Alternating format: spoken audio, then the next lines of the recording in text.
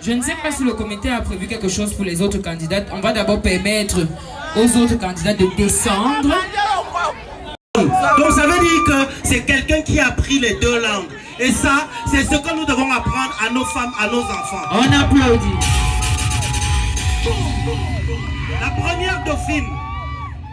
La première dauphine, c'est la femme dans toute sa dignité. Même quand elle danse avec dignité, avec élégance.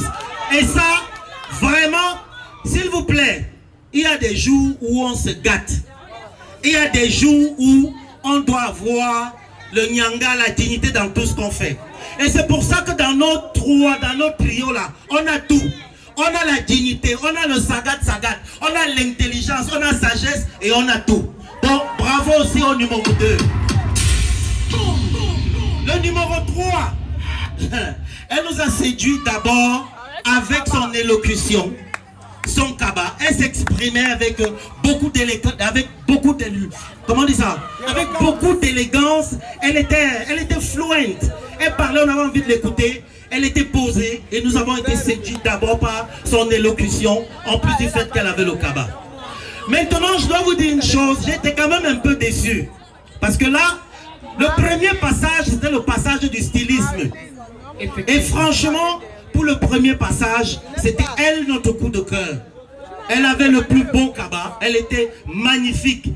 Mais ce qui l'a désavantagé, c'est le deuxième passage. Au niveau de la présentation, de l'élocution, elle a perdu un peu ses moyens. Bref, peut-être le trac de se retrouver devant vous. C'est pour ça, sinon, elle avait aussi toutes les chances de gagner comme les autres. On ne va pas trop bavarder. Je voudrais féliciter les autres membres du jury. Pardon, les autres membres du jury.